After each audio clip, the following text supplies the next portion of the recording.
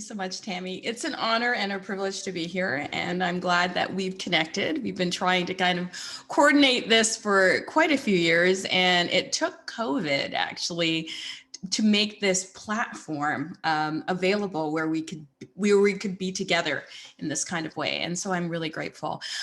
When we initially talked about breathing for justice, I know the world was in a very different place. And so to talk about the events that have happened over the past week or so, I think is important to, I would say, analyze if we're going to move forward for a more just world. And so we've all been completely bombarded with, I think, 4 years of, for me anyway, abject terror and fear, feeling ungrounded, feeling unsure. And it's really interesting for me to feel this because I'm a Canadian and I reside in Canada. But I think of America as my cousin because we share the longest undefended border and we're each other's closest allies and always have been. We're each other's largest trading partners. We share a lot of history. We share a lot of common culture. And to watch us kind of diverge from each other in such in a huge way was very startling for me. But what was really interesting about what happened with the election of the current regime, which is how I refer to them, that which will not be named, gave us an opportunity to really look at ourselves. So we had 8 years of a president who I thought was very thoughtful, who I thought was very charismatic, who I thought really inspired a lot of people, right? Really inspired change. And then we flipped, right? We flipped to something incredibly different, which is still within who we are as a nation. So often I hear people refer to this current administration and all the things that have happened. Americans will often say, this is not who we are. We can be better. We should be better than this. But I would invite you to do a little self-study, Swadhyaya. This is exactly who we are. And we've spent a lot of time denying that, which is how we got here. And we have a hard time looking at our own personal truth because it makes us feel like we're bad people. So what we know, and I don't think this is up for debate, and certainly not after the insurrection on the Capitol, is that we all operate under the system of white supremacy. So to clarify, white supremacy is that white is normal, white is on top, and everything else is other or less important. And so we start with black at the bottom, white at the top, and we see all the shades of humanity in between. And the closest your proximity is to whiteness, the better off you fare in the world. So the closer your proximity to whiteness on the hue scale, on your education scale, with your friendships, the safer you feel in a country that puts so much more value on a white life than a black life or a brown life or an Asian life, or so much more value on a heteronormative life than on a queer life or a trans life. And that this idea that whiteness is the polar and everything else orbits around it. This is thinking that needs to be changed. And I'm hoping with the new generation coming up and with what we witnessed over the last 4 years, that we can take some time in self-study to understand, as much as we are not the people who set up the structures that create the inequities that we have in our world today, we benefit from it. And lots of times we don't do anything about it. And I'm going to come from a yogic perspective where we use the philosophy of yoga, and that's what yoga is, a philosophy, right? The philosophy of yoga teaches us how to connect with each other, teaches us how to be better in the world, teaches us something very important, and it's a yogic word. It's called karma. For me, karma is two-part.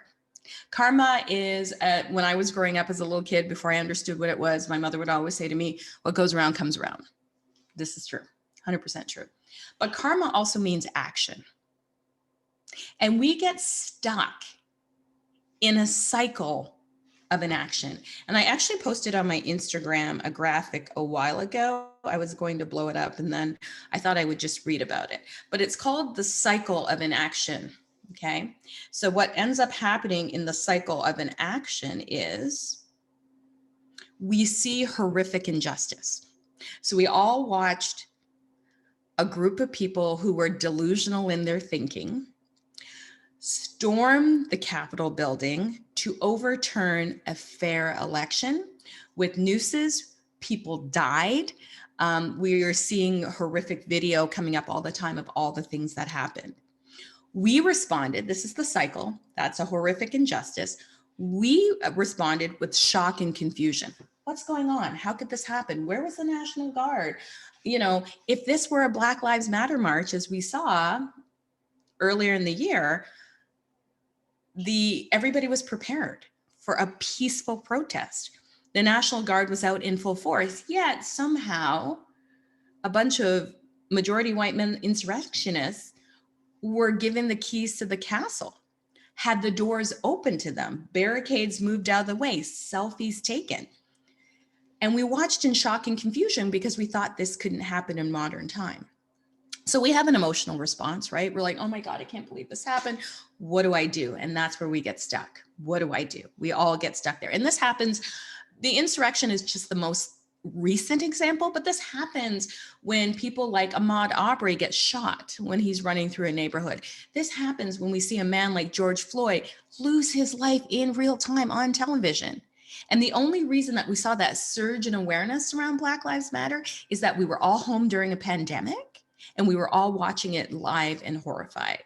Most of us are too busy and too distracted in our own lives to see what's going on in the bigger picture. But our yoga practice encourages us to elevate our consciousness, to be paying attention to what is going on around us.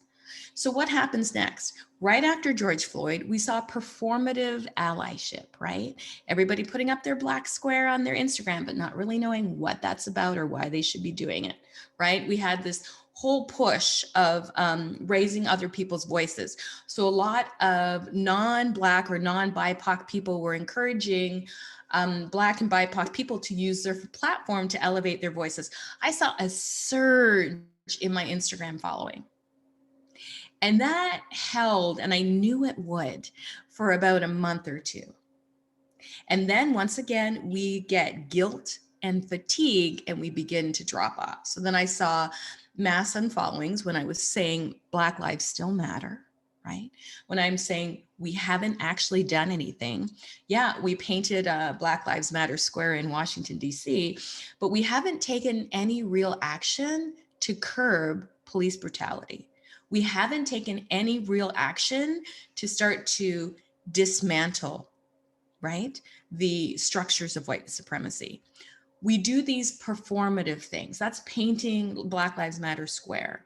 That's making Juneteenth an actual holiday or a day of reconciliation for Black folks. Those things don't end the violence that people of color, BIPOC people face every single day. That doesn't end that. These things are great in theory and they have a big public splash, but they don't actually stop the violence that people feel. So people have still died since that moment that George Floyd has died at the hands of the police or vigilantes. People, you know, for me, one of the fears that I'm always worried about is I'm going to be out in public minding my own business, not doing anything wrong.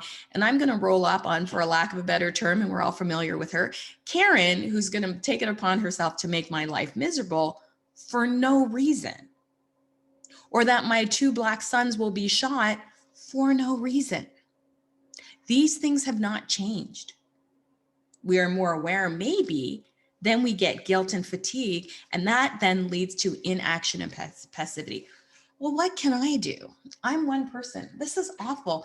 I never use the N-word. You know, why am I being punished for what my ancestors did? Nobody's punishing you for what your ancestors did. We're actually asking you to acknowledge that, to know your history on that, right? Because history doesn't repeat itself, but it often rhymes. And that's a quote from Mark Twain, okay? It often rhymes. So we want to watch the systems as they unplay and take action to change that, right? To action that we don't have to keep having somebody die horrifically, particularly a person of color, a person from the LGBTQIA community, a person who is at the margins of society already, die in a really horrific, violent way for all of us to see, for the cycle to start again, and for us to continue to do nothing. Because we go from inaction and passivity to apathy, right? And then we start the cycle again. Somebody else gets hurt. So let's look at the cycle. 30 years ago, and I can't believe it's been 30 years, makes me feel so old. We watched Rodney King get beat in the LA riots, right? And we were all horrified. And then what? Nothing really changed. Nothing really happened, right? We all got caught up in the O.J. Simpson trial. We forgot about it. And then when he got off, we thought there was some kind of balance there. What happened 30 years prior to Rodney King being beat in the street in the 90s? The civil rights movement. We watched people get hosed in the street and attacked by dogs and have hot coffee poured on them in lunch counters in Alabama and in Arlington. We watched Martin Luther King march and get killed. We watched Malcolm X march and get killed. We watched Medgar Evers get murdered. We watched Emmett Till die. He's a little bit before that time. But this is a cycle that keeps repeating every 30 years if you watch carefully. So what do we do to break the cycle? We have to take action. And I know most of us don't know what that action is. But we start by breathing in for justice, breathing out for justice, and looking at ourselves first. Swadhyaya. How do my actions, or more importantly, my inactions, continue to foster inequality for others? Why am I paralyzed in inaction? Why am I not looking at ways that I can contribute to being the change I want to see in the world? So if I'm not sure what actions I can take, I can donate my time, or I can donate my money, or I can bring awareness to a cause. Those are three things that do not require me to leave my house. Especially in a pandemic, you can donate your time online. You can find the organizations that are doing the best work and you can support them. How do we bring equity into the yoga spaces? How many of you, beyond, practicing perhaps with me or perhaps with me in this moment, seek out teachers that look different from you and share a practice? How many times do you take a workshop from a teacher of color? How many times do you buy a book that talks about the life of somebody that looks different from you? Because that is how we identify where we have things in common, that we want to be loved, that we want to be seen, that we want our children to be safe. And I'll never understand in this world why there is so much hate for Black folks. Across all cultures, across all ethnicities, we fall to the bottom of that hierarchy. And I don't understand it, because we were just minding our own business in our prospective countries on the continent before we were snatched from there, dragged all over the world to be free labor. We didn't kill hundreds of thousands, millions of indigenous people on their sacred land. Black folks didn't do that. Black folks didn't start or perpetuate the Holocaust. We didn't do that, right? All of the huge tragedies within history, we didn't start. Yet somehow this hue of my skin, this texture of my hair makes me less than, makes me suspicious, right? Makes me prone to violence. When you look at the most violent insurrections in American history, they weren't done by people of color. Do you know why you're not allowed to bring a weapon into the capital of any state? I was going to say province, of any state. Do you know why you can't do that? Because a law was passed in 1995. What happened in 1995? The Oklahoma bombing. Who was that perpetuated by? Two disgruntled white dudes. When you look at the people on the insurrection of the Capitol, who is running up the hill? I didn't see anybody that looked like me running up the hill. Mostly white men. The number one threat to America is domestic terrorism, and it always has been. It always has been. But we collectively, I'm Canadian, but I'm going to just include myself in this conversation.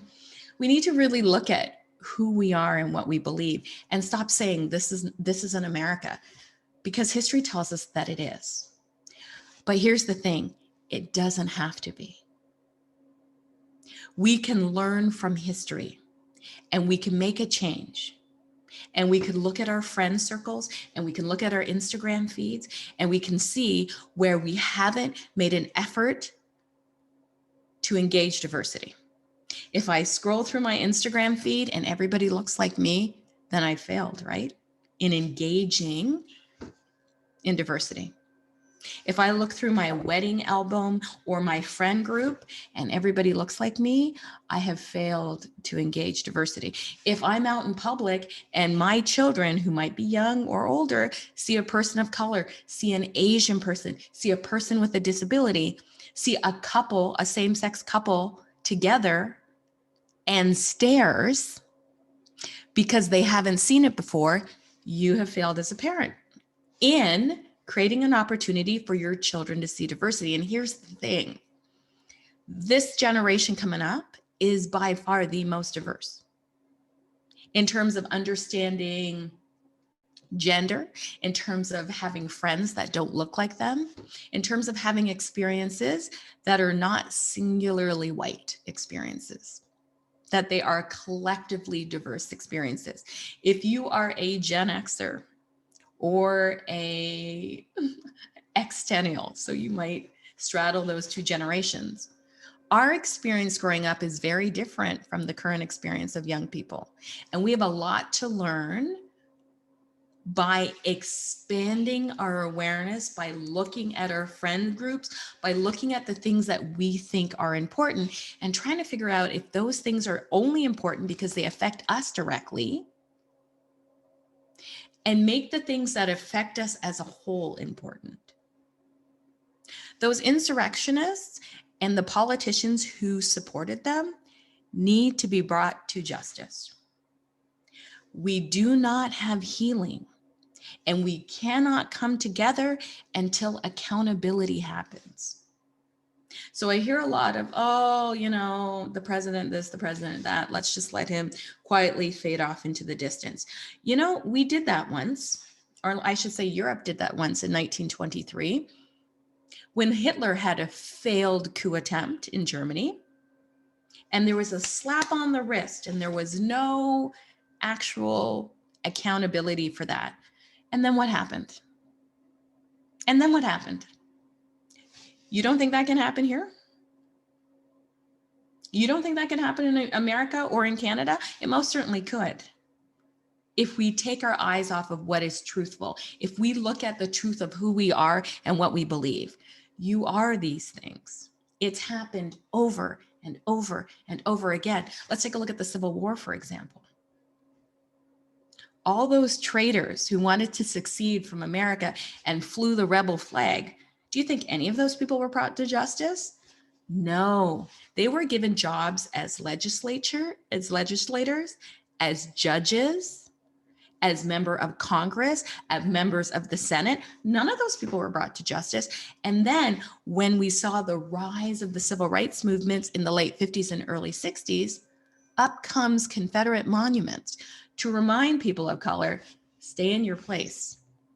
These are the people we respect. And it's only how many years later, after the Civil War, that it is now the thing to do to pull these monuments down. Can you imagine if you are a person of color? Those monuments, those heroes are from a time where we thought a Black person was 3/5 of a person.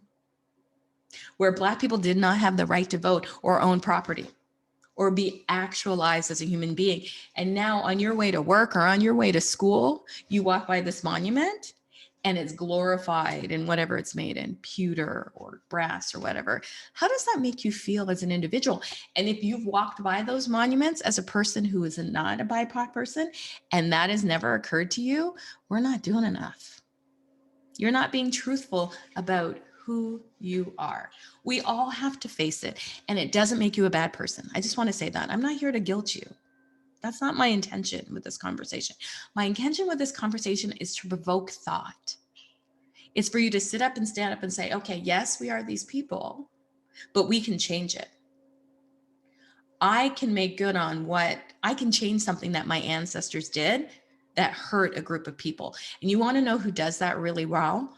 Robert E. Lee on Twitter, direct descendant of the Robert E. Lee, Black Lives Matter supporter, activist. He's on Twitter. He kills it on Twitter. I'm his biggest fan on Twitter. Grandson, great grandson, something like that. Direct descendant of Robert E. Lee, direct descendant. Talks about how his ancestors said that rebel flag was supposed to be buried and never seen again, and yet it walked the halls of the Capitol, a place that flag has never been before. It has never been in there until whoever took it in there to protest a fair and free election. So follow him. He's a pastor in the South. I tell you, it can be done. He acknowledges what his grandfather or great grandfather has done, and he has taken it upon himself to change the tide. He said, and I quote, "One of us should be on the right side of history." That's what he said. So he is an incredible person to follow. Go ahead and go into your Google search and type in books on allyship. Type in books on anti-racism. Read those books. Educate yourself. Don't look to people of color to do it for you. We have been doing the hard work of keeping America afloat our entire lives. Best believe Joe Biden and Kamala Harris were put into place because people of color, Indigenous people, people from the LGBTQIA community rose to the occasion. And you don't need to hear the statistic of how many white women voted for Trump.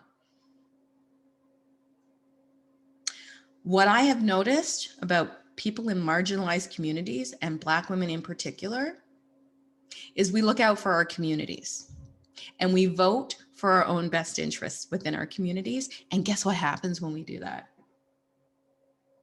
Everybody benefits. Everybody benefits. We can all learn a lesson from that. And I think it's important that we take a long, hard look at who we are. Self-steady, Swadhyaya.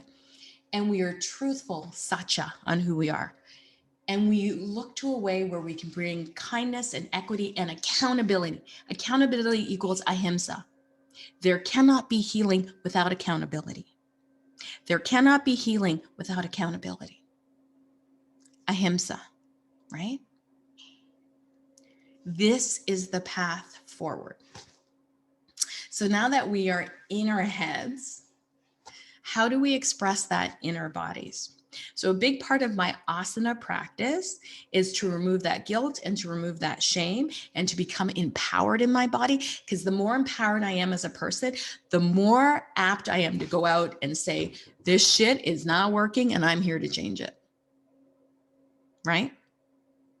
I'm here to stand up when nobody else is here to stand up because I believe in myself. So you need to let go of any of the garbage anybody has told you about you not being smart enough, or heaven forbid you not being pretty enough, like that's an actual thing, or that you have that your body isn't good enough in however it presents in the world. This is an old idea and this is dead language. This isn't baggage that you need to carry around with you. I want you to become empowered. I want you to become stronger. I want you to use your practice as an opportunity to build resilience. And I want you to use that resilience and that emotional intelligence and that awareness of this vessel that allows you to experience this incredible thing we have called life and make it equitable for all of us. I want you to use everything and all of it and move forward and not to be afraid. I want you to stand in your power. I want you to look and see the truth. And I want you to ask yourself, how can I change it? How will I be on the right side of history? How will I be a change maker? How will I rise up for a more equitable and fair place? How will I stop? How will I not let the brainwashing of a culture that tries to keep 51% of the population, and yes, women make up 51% of the population, down, and tells us to be smaller, and tells us to be quiet, and tells us we have figure flaws. By the way, there's no such thing as a figure flaw. You just have a body. It works however it works, and it's fine. And there's nothing wrong with it, and there's nothing that needs to be changed about it. It's up to you to use this vessel you have been given that is based on hundreds of thousands of years of ancestry and move forward to continue the work, to do good, to change the landscape so that your children and your friends and your family can say they were on the right side of history, can say we made change, that say we created a level playing field. Let go of your guilt. You have been trained to believe whatever it is that you believe. And know this, your first reaction to an event is your conditioning. And your second reaction is what you've learned and who you actually are. So when you see your first thing, that your first reaction is how you've been trained. That's your conditioning. And your second reaction is the truth of who you are. So if you're horrified at something first and then you get angry second, that anger is a righteous anger. And that anger is the catalyst to move you forward and make a change, because you can do it.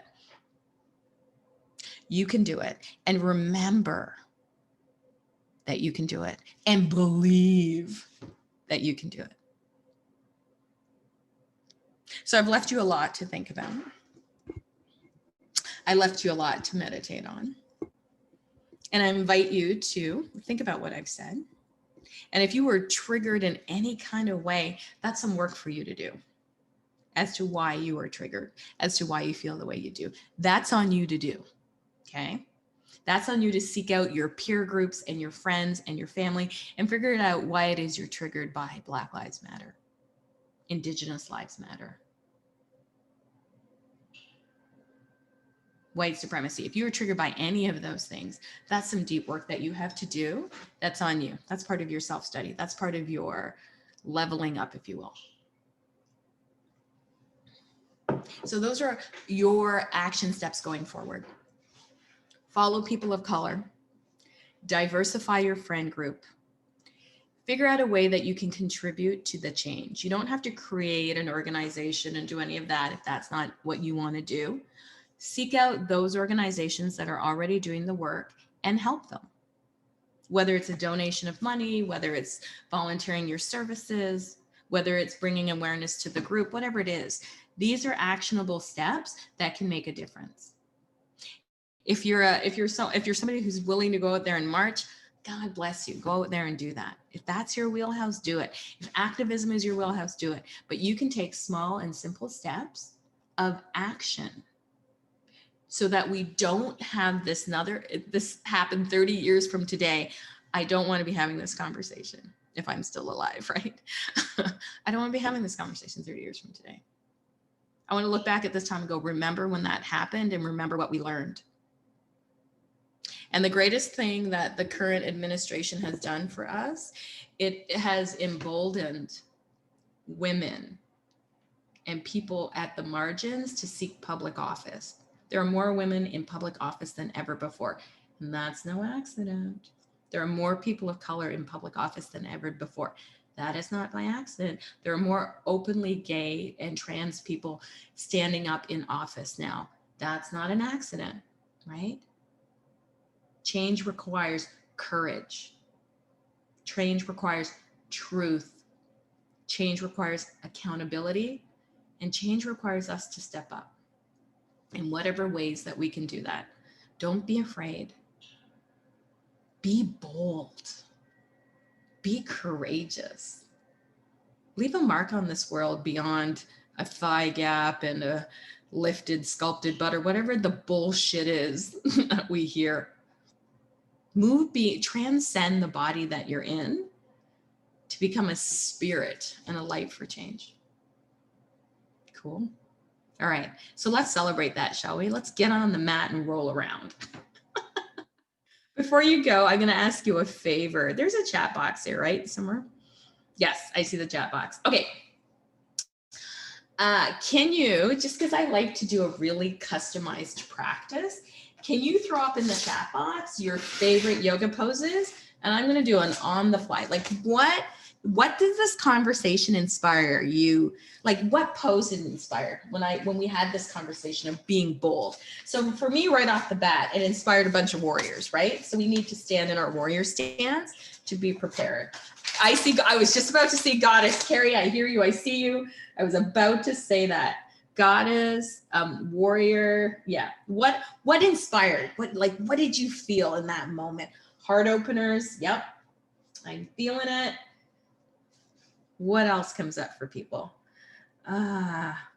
Gate. Oh, gate's my favorite. One of my favorites. Tree, being strong. Awesome. So go ahead and grab whatever props you need. I don't know, but the message I want to pose is transcend your body and be your spirit. Fabulous. Sasha, excellent. I love that. I'm going to make that a meme and I'm going to attribute it to you. Transcend your body. Be your spirit. Ooh, I'm living for that. Sasha Silverman.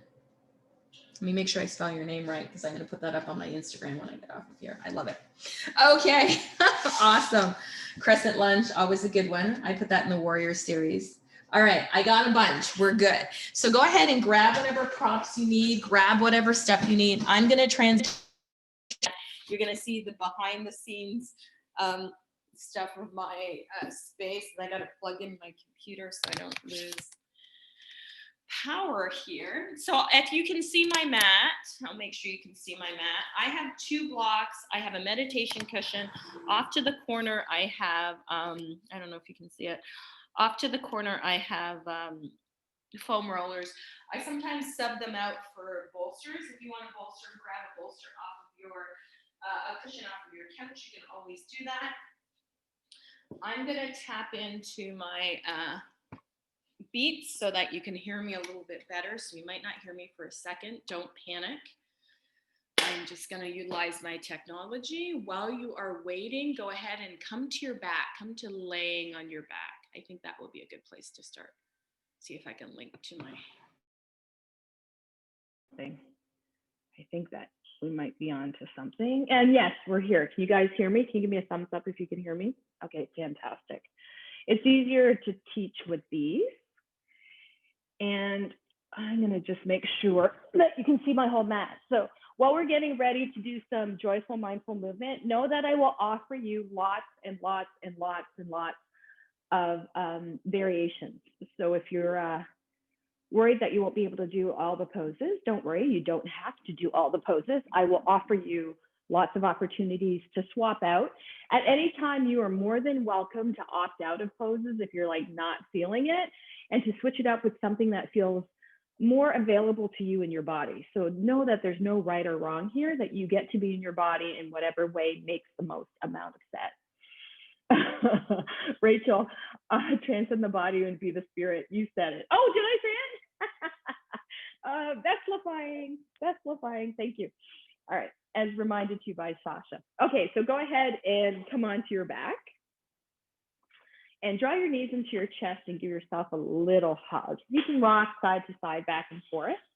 And again, I want you to move at your own pace. I want you to swap out what you need to swap out. I want you to not be afraid to honor the skin that you are in and do the practice to the best of your ability. I also have a strap. If you have a strap or a necktie, whatever you have, go ahead and grab it. And we're going to do about a half an hour practice here. So laying on your back, drawing your knees into your chest, rocking side to side, just a nice gentle, making sure You are giving your back a little bit of love.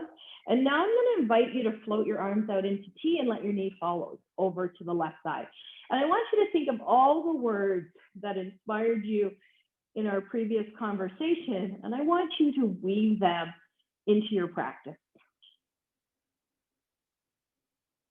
Inhale, bring the knees back to center. Exhale, knowing that you are strong, that you are capable, and in your own way that you are fearless and courageous, that you are kind, that you are loving, that you are thoughtful. Inhale back to center, plant the left foot on the floor, right toes to the ceiling, press out through the right heel and draw that leg into the body. Let's get a little bit of a stretch into our hamstrings and breathe. And now cross that right ankle over the left knee with the option to bring the left knee into the chest or to keep the left foot on the floor and to press the leg away. So go ahead and take that. You can take a double pigeon here. If it speaks to you, you can always do that. Take a nice big breath. Be there. Inhale, exhale. Good, and then release, second side. Let's take those left toes up to the sky, push back through your heel, draw in.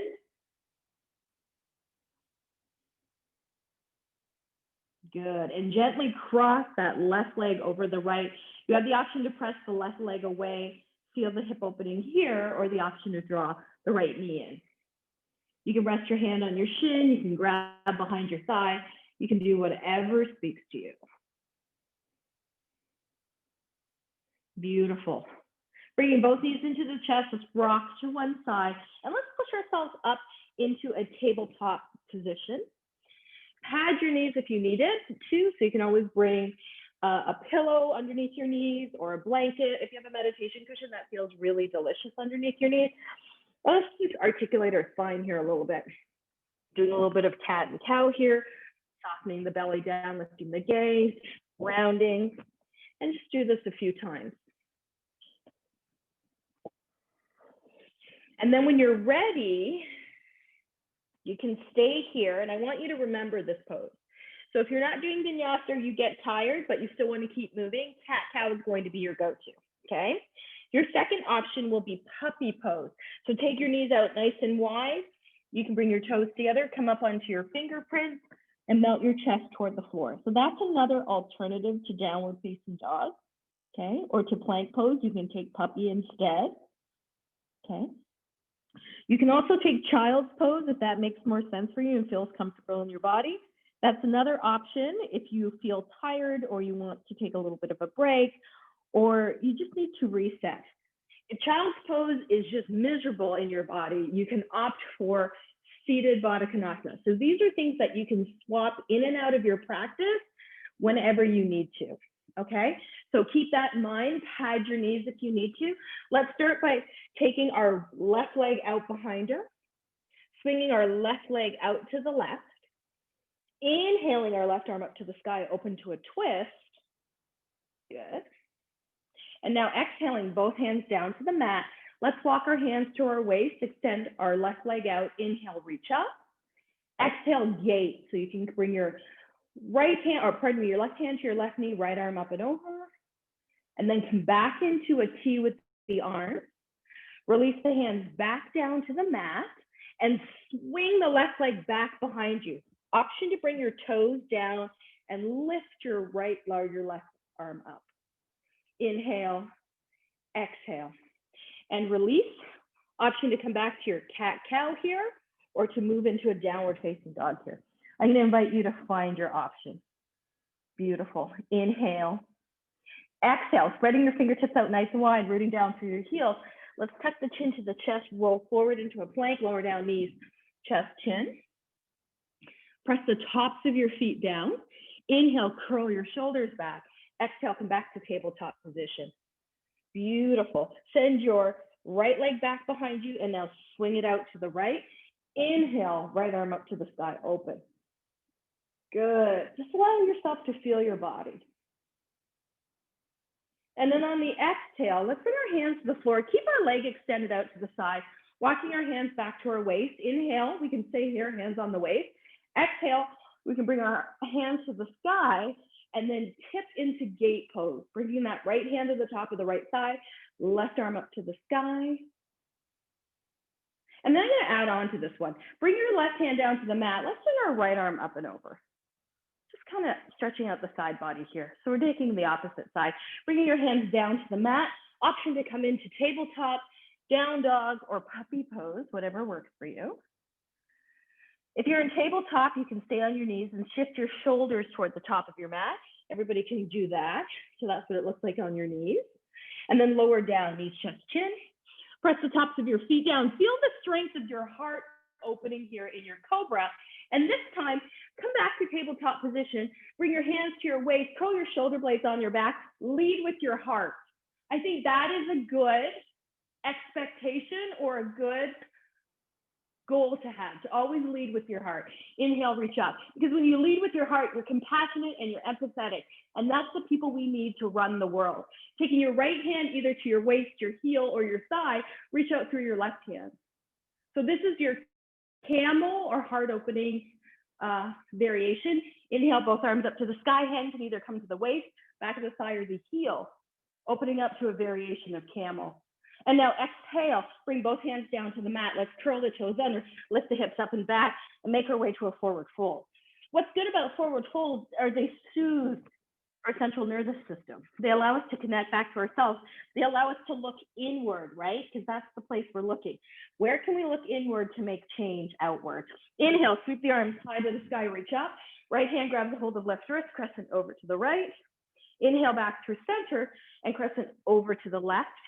Inhale, reach up, stretch up. Exhale, fold deeply at the knees, tip the sitting bones back. Walk your hands forward into either a down dog, tabletop, or puppy pose. Spread your fingertips out nice and wide. Inhale, forward to top of a push-up. Exhale, knees, chest, chin, lower down.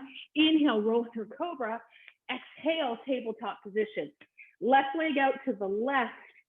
Inhale, sweep the arms high to the sky. Exhale, left hand to left knee, right arm reaches over. And now right arm to the floor, left arm reaches over. Exhale, plant the hand, swing the left leg back behind us, open up, side plank variation. Exhale, release the hands down to the mat and step back, downward facing dog, tabletop puppy pose. Baddha Konasana, your choice. Inhale, forward to top of a push-up. Exhale, knees, chest, chin, lower down. Inhale, roll through cobra. Exhale, back to tabletop position. Left leg out to the side, or pardon me, right leg out to the side. Inhale, up, float the arms up. Right hand to the thigh, left hand up and over. And now left hand to the floor, right arm up and over. Good. And release both hands to the floor. And now swing. Right leg back behind you. Side plank variation. You can stack the feet if you want a little bit more intensity. You can keep the knee down. You can be where you are. Exhale, either back to tabletop position or back to downward facing dog. Option is yours. Inhale, forward to plank pose. Knees, chest, chin, lower down. Inhale, roll through cobra. Exhale, tabletop position. Walk your hands back towards your knees. Curl your shoulder blades on your back. Lift your heart, heart opening. Inhale, reach the arms up. Take your version of camel, whether it's one hand to one heel, or both hands to both heels, or hands on the waist, or hands to the sky. It's your opportunity to customize your pose the same way you customize your action. Exhale, fold forward, and curl the toes under, forward fold. Beautiful, everybody. Inhale, push down and wide into the feet, and reach all the way up to the sky. Exhale, hands through heart center, and take a moment to find your breath. So I do this exercise called standing in your power, and I want to share it with you, okay? So your feet are about 2 fist width apart or wider, and I want you to push down into your feet and push wide. So now you feel your quads fire up, maybe you feel your glutes fire up. Now engage your core. This is your integrity. This is the place that informs a lot of what you're doing, your gut instincts, right? So I want you to draw into that. I want you to intensify that center. I want you to squeeze those muscles. Then curl your shoulder blades on your back, turn your palms forward, and stand into Tadasana. I am a mountain. I am rising. I am strong. Say those things to yourself. Find your power pose. I call this a power pose, a concept by Dr. Amy Cuddy from Harvard University. Standing in your power. This is your power pose. How can I be powerful in this life? How can I show up for change in this life? Who am I and what can I do? How do I break the cycle of inaction? Go ahead and step to the back of your mat and step forward with your left foot. Inhale, come up onto your right toes, crescent lunge, reach for the sky. Bend into the square of the knee. You also have the option to tap that right knee down to the floor. On your next breath, pivot and plant, moving into warrior two. Powerful here. Push down and wide into the feet. Stretch the fingertips out wide. Taking the right hand to the back of the right thigh, left arm up to the sky. Peaceful warrior, one of my favorites. And this time, inhale, float the arms out into T. Lace the fingertips behind you. Squeeze between the shoulder blades and bow to the inside of that right knee, or left knee, I should say. Okay? This is your surrendered warrior. Sometimes we need to surrender to the cause, right? Beautiful. Exhale, release, keep that bend. Release your fingertips to the floor. Now pivot both sets of toes to the long edge of your mat and widen, wide-legged forward fold. Beautiful. Soften your knees, bring your hands to your waist. Inhale, lift the head and the heart.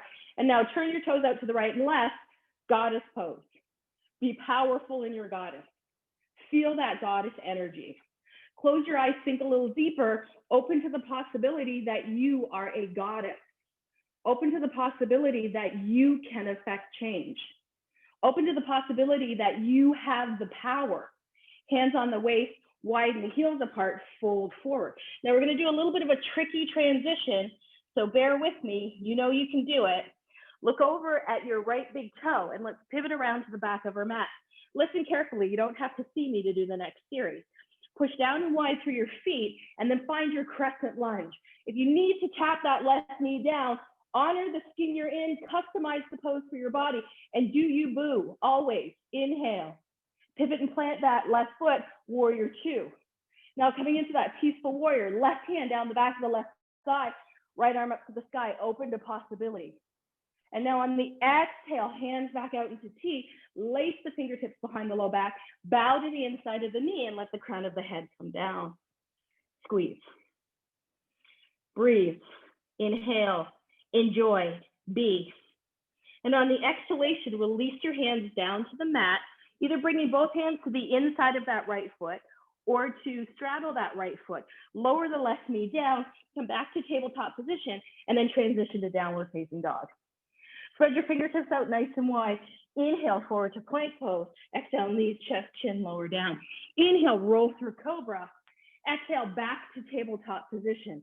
Send the right leg out to the right beside you. Inhale, up, float the arms out into T. And now open to your gate pose on the right. Right hand alongside the right side of the body. Inhale, left arm up. Now take that left arm down to the mat. Inhale, the right arm up and over. Stretch out that side body. And now exhale, both hands down to the mat. Swing that right leg back behind you. Either take the toes to the floor or let the leg hover. If you're feeling it, maybe take a bind, grabbing the heel and bringing the heel to the bottom. And again, this is just an option, right? You can have your toes on the floor. You can extend your legs wide. Maybe you take it as part of a Vashisthasana and grab the big toe. Maybe, I'm just saying maybe, it's not a for sure. Maybe it's in your wheelhouse. Maybe you just hold your knee. Exhale, release the knee down, come back to tabletop. Let's swing the left leg out to the left. Inhale, bring the arms up. Exhale, gate. Left hand to the top of the left thigh, right arm up and over. And now swing, right arm down to the mat, left arm up and over. Open your chest, open up. Beautiful. Exhale, both hands down to the mat. Swing that left leg back behind us. Toes can be on the floor. You can do your version of side plank variation. You can hover the leg if you feel it. You can take a bind if you feel it, but customize your practice, make it your own. So right here is a little bit of heart opening and balancing all at the same time. Chapasana on the floor. And that's sugarcane pose. Exhale, release, plant the hands, come back to tabletop, and then let's press back to downward facing dog. Beautiful. Walk your hands back towards your feet, soften your knees. Inhale, reach your arms high to the sky. Exhale, hands through heart center. Take a giant step forward with your left leg. Crescent warrior, reach up. This time, open to warrior two. Pivot and plant the back foot, warrior two. Peaceful warrior, we're gonna add on here. We're gonna do one of my favorite poses. Extended side angle to start. Left forearm to the top of the left thigh, right arm up and over the ear. Turn your chest open to the sky. Or try straightening out through the right leg, bringing your fingertips down to the floor and opening up into triangle pose.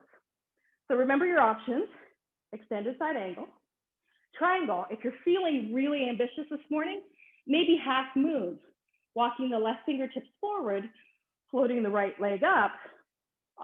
Opportunities are endless here. Choose your adventure. Pick your pose, opt out altogether if that feels it. Now take a deep breath in and step back into extended side angle. From triangle, from half moon, from wherever you are. Float the arms up into T, come back to your goddess. Feel all of that power in goddess. Feel all of that opportunity in goddess. And then from here, straighten out through the legs, straighten out through the arms, widen the heels apart, hinge at the waist and fold forward. Fingertips come to the mat, crown of the head comes to the floor. Lift those sit bones and breathe. Look over at your right big toe and smile at it and ask it to turn out to the top of your mat. Pivot around, come into your crescent lunge pose.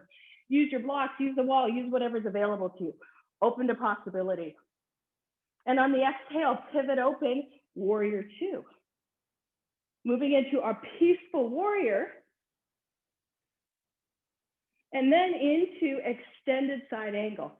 Right forearm to the top of the thigh, left arm up and over the ear. Option to stay here. Option to enjoy your body here.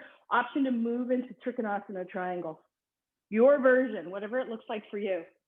Option not to do it all together, right? Option to move into half moon pose. Again, an option. Choose it, don't choose it. Choose your adventure always. Customize your practice always. Be in your body always. Breathe. Choose your path always. Soften the knee and step back. Goddess pose. Good. Inhale, reach the arms up. Straighten out through the legs. Exhale, hands through heart center.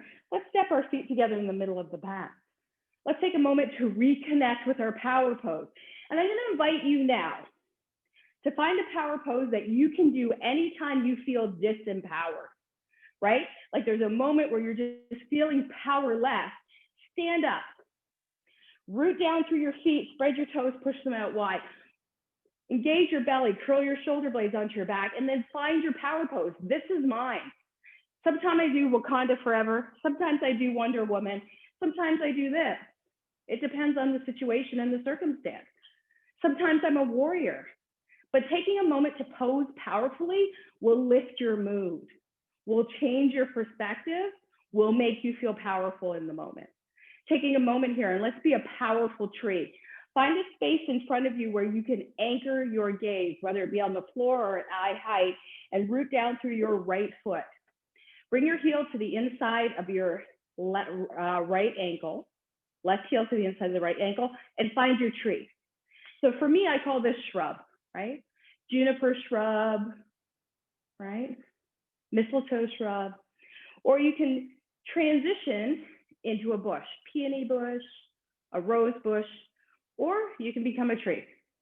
All of these things are good things. I might not be a tree today, but all of these things work. So find your practice, find your experience, find where you are in the pose and enjoy it. Be it, breathe it, find it. Good. Exhale and release. Let's do the second side. Rooting down through that left leg. Find your tree, your bush, your shrub, whatever you're doing. Find your adventure. Breathe. Breathe.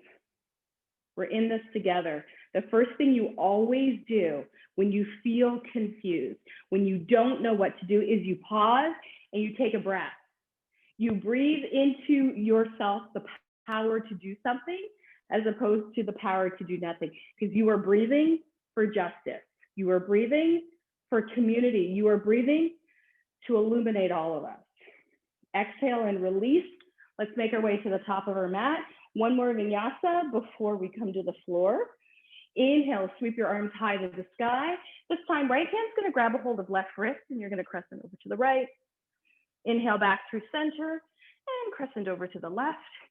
Inhale, reach up. Exhale, sweep the arms wide, lace the fingertips together, lift the heart. And now bend the knees and fold forward. You can either let the thumbs kind of rest at your low back or maybe the arms fall away. It's completely and utterly up to you. Sit back into chair pose, reach the arms forward. Exhale, fold forward, right leg back to a lunge. Plant your hands, left leg back to downward facing dog. Spread your fingertips out nice and wide, root down through your knuckles.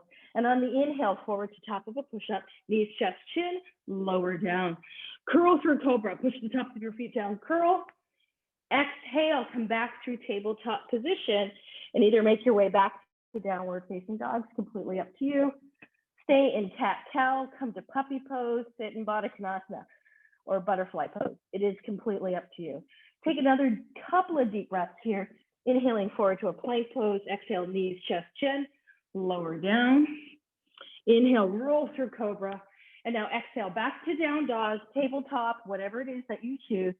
And now let's walk our hands and feet together to forward fold. Soften your knees. And on the inhale, reach the arms high to the sky. And on the exhale, bring your hands to heart center and walk forward toward the top of your mat. Lift and spread your toes, root down through your feet. Inhale, sweep up. Exhale and fold. Inhale, half lift. Exhale and fold, left leg back. Inhale, right leg back. Exhale, downward facing dog. Inhale, forward to plank pose, knees, chest, chin, lower down. Inhale, roll through cobra. Exhale, back to downward facing dog, tabletop, or child's pose. The options are yours. Take a few minutes to breathe here. Spread your fingertips out nice and wide. Root down through your heels. Now lower your knees to the floor and make your way to seated. I'm going to invite you to cross your right leg in front of your left, tuck your left heel close to your left sit bone, and now take your left hand, grab a hold of your left knee, and twist to the right, or grab a hold of your right knee and twist to the right. Beautiful. Inhale back through center. Exhale, second side. Take a little bit of a twist here. Beautiful. Inhale back through center. Bring the soles of your feet together and let's fold forward, allowing ourselves the opportunity to breathe.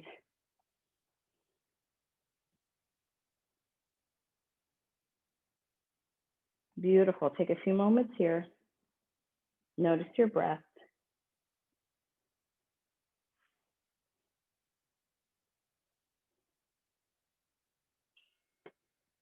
Inhale, lift the head and the heart, and let's make our way onto our back with our knees into our chest where we started, rocking just gently side to side.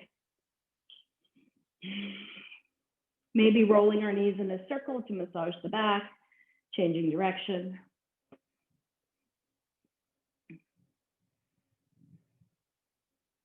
Good. And then arms up, legs up, flex the feet. Oof. Stretch. Inhale. Exhale. And then let's release ourselves into a gentle rest pose. So maybe you're taking Shavasana, right heel to the right corner of the mat, left heel to the left corner of the mat. Before you do that, maybe bend your knees and rock side to side there, just opening up the hips a little bit. You can also extend, keeping your knees bent instead of extending your legs, I should say. If it's your final rest, you can also come to laying on your side. You can also return to seated.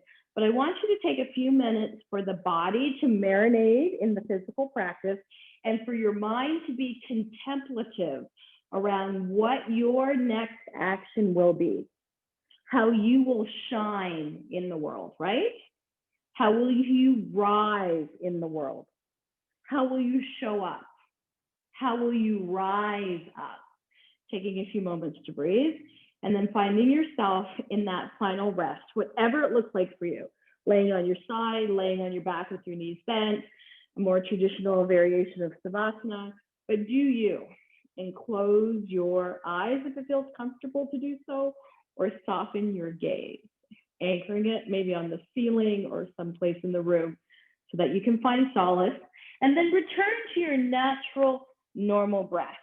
I'm going to be quiet for a few moments, but know I will come to bring you out of Savasana. So go ahead and take your time to allow yourself to marinate in what we talked about today.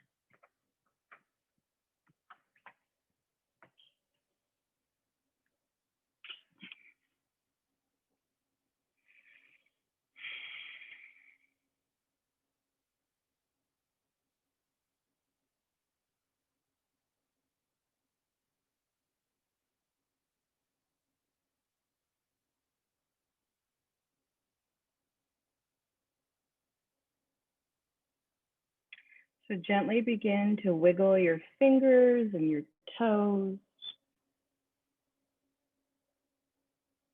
rolling your wrists and your ankle.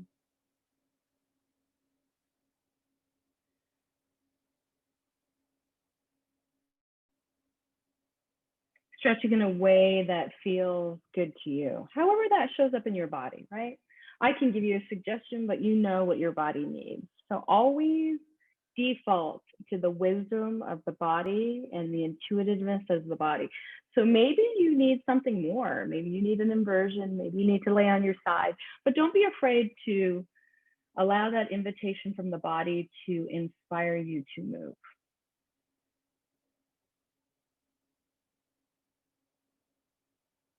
It's however it feels best for you. It's whatever speaks to your body. And when you're ready, you can always roll to your favorite side and pause. Just pause there. Lay there, rest there. We are in absolutely no hurry. My yoga teacher's favorite saying is, you have all the time in the world. I keep saying that, hoping that it'll be true. In some aspect, it is.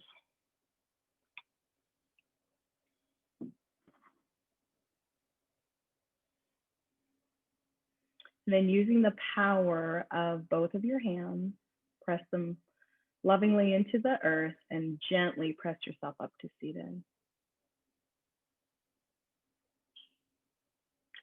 And when you find that comfortable seat, I'm going to ask you to soften your gaze or anchor your gaze in the room. Relax your shoulders and your jaw. Soften the space between your eyebrows. And I just want you to sit in stillness for a minute.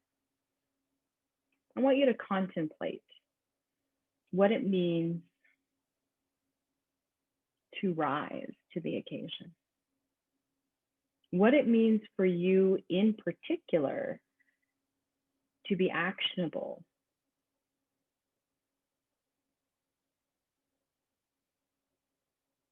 And where does it start? It starts with a deep understanding of who you are. what you believe and how that belief system transcends your life and experiences. Take a moment there. Breathe into that space of understanding and resilience. Rise to that occasion.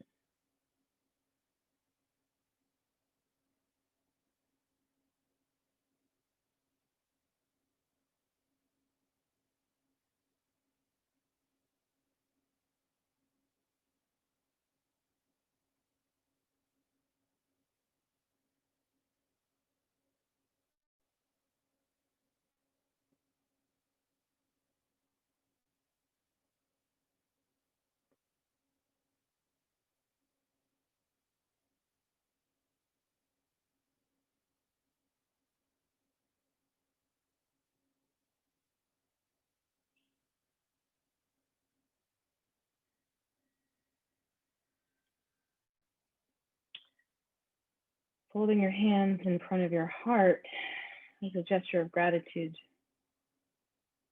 to yourself first for making this a priority this morning. There's so many other places you could have been and so many other things you could have been doing, but you chose to breathe for justice, and you chose to stand in your power, and you chose to show up for this experience. So I thank you. Gratitude to Tammy and Rachel for providing this community and this space and this opportunity for us to be in community with each other and for us to learn from each other. Nothing happens in a vacuum.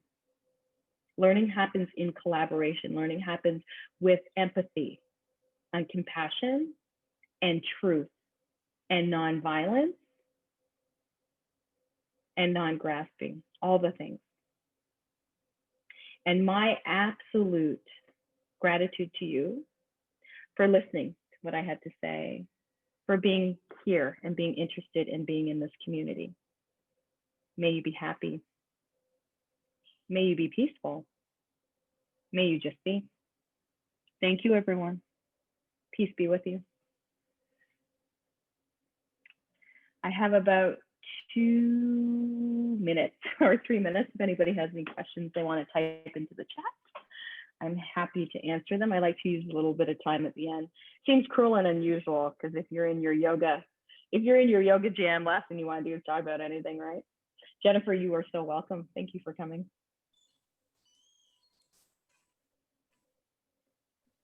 Any questions, I say? Any answers?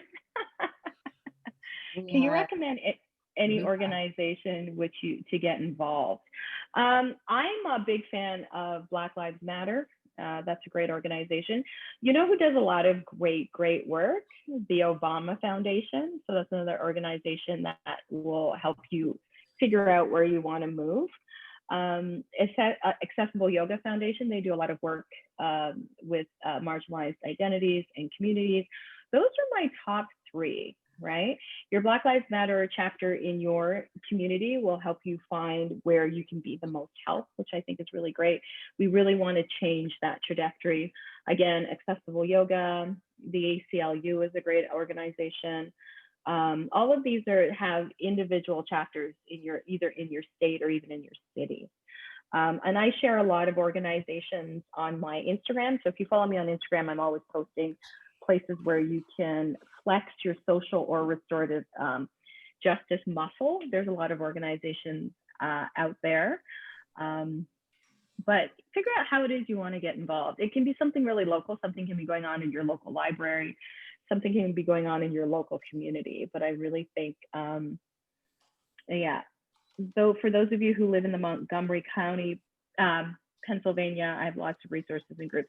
So I'm sure within this group, if anybody can throw up any resources and groups in this group, that's for some of you that might be local. And this is a really great networking community. So everybody who showed up here today probably has resources or knows.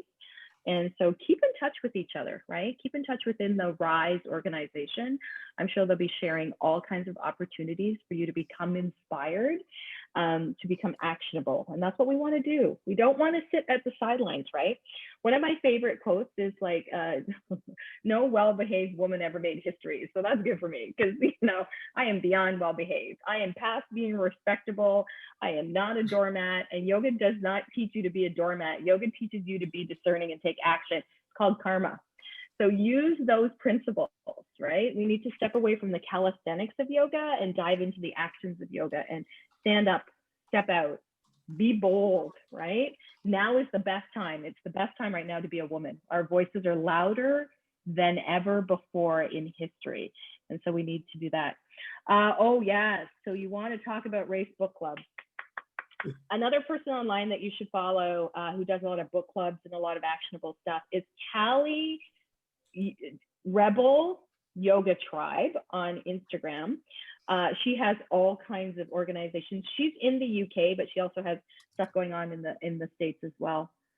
Oh, thanks, Tammy. Yeah, so you want to talk about race is great. I think it's on my desk here somewhere. What other books would I recommend? Here's a good one. Oh, somebody sharing a good one. Yes. Yeah, Like Callie Yoga Tribe. Hands, if you've heard of it. Yes. Yes. Yes, I have. That's an excellent one. That's an excellent one. It's Callie Rebel Yoga Tribe. Callie is in Cali. Yes. So there's a lot of great books out there. Just type into Google anti-racism books, and there's like so many I can't even begin to tell you. Here's the thing.